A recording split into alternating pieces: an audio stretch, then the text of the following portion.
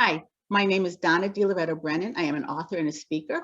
I am here with Tim Riter, who is a writer, but it's spelled a little differently. His last name doesn't have a W in it.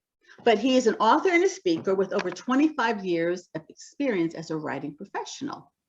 He was a pastor and a teacher, and he also rides his motorcycle, and he also loves fishing.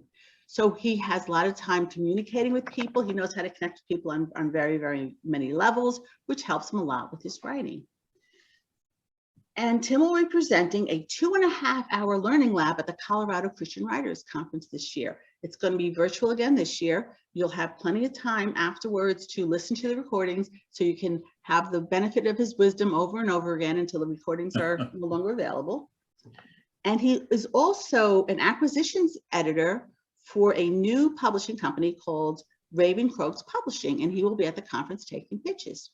So I invited him here today to talk about his learning lab that he'll be teaching. Tim, is there anything you would like to tell us about the learning lab? Yeah, it's phenomenal. One of the things I've discovered is that the competition today to be heard is overwhelming. That I did a little study last year for the Colorado Writers Conference. I think in all of with all the information that's saying, listen to me, read me, follow me, we need to have our writing jump up. And I think what we're gonna do in the writing lab will help with that. We're gonna look at 3 main aspects of superb writing. One is diction and syntax, or how we pick the best words. Mark Twain said there's only one right word for every place in the sentence. And another line, difference between the right word and a good word is that between a firecracker and a piece of dynamite. If we want our words to be heard, we need to have our words be dynamite, not just little bitty firecrackers. Syntax is the other part of this first one. Looking at word structure, how can we structure our sentences in order to best and often subconsciously impact the reader? We'll look again, another section on how to break the rules. You've got to know what the rules are, what the conventions are, but then great writers consistently will break the rules for an intentional effect. The last part of it is persuading readers. My master's was in communication and taught upper division argumentation persuasion. And what I want to do is help people understand how persuasion works. The premise is that if we do very well with those 3 aspects, our writing is apt to rise above the morass of all the stuff that's there. The study I did was fascinating. Every day, there are 5,600 books that are published.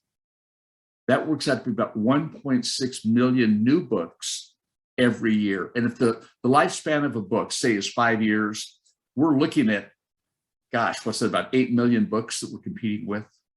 Where's the thing? Okay, blogs. They are adding 576,000 new website blogs every day. They estimate, you can't count them, but about 600 million website blogs are out there.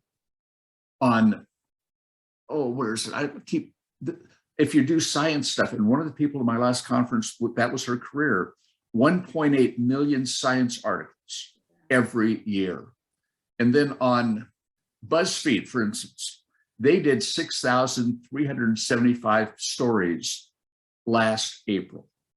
And the last one, the Washington Post magazine, every day does 1,200 pieces, whether it's stories, pictures, that's 440,000 a year. And all of them are saying, read me, read me. And most of us, I think this is my biggest concern with Christian publishing.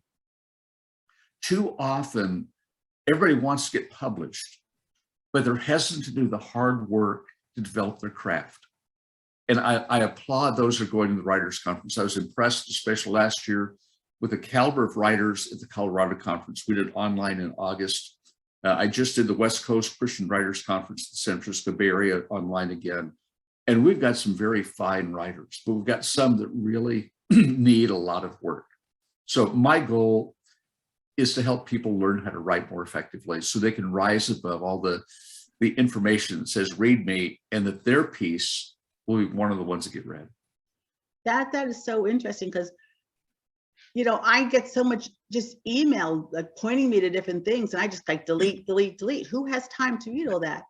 But like you said, if something is worthwhile, if you read it once and say, hey, this isn't so bad, you can go back to it again. But if it's not really, like you said, if it's not superb, if it's just ordinary, why spend my time on that when there's a million other things demanding my time?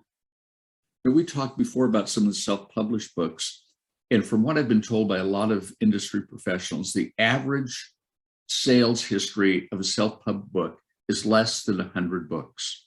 Wow. And often because they don't do the editing, they don't know the craft, but they want to write, but they don't want to do the work.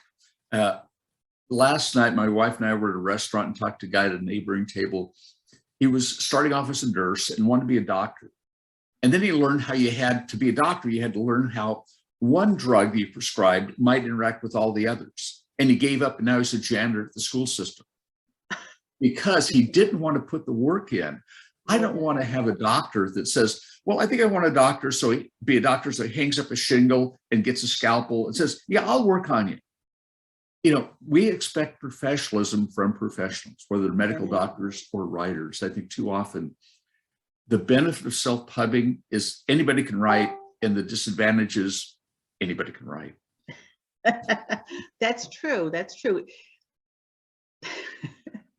Well, I'm glad that you're going to be teaching people how to do it correctly, how to do it superbly, so that their writing will stand above the rest and then hopefully get more attention than it would have otherwise. Thank you very, very much for your time, and I look forward to seeing you at the Writers Conference. Thank you, Donna. I appreciate this time. Okay, bye.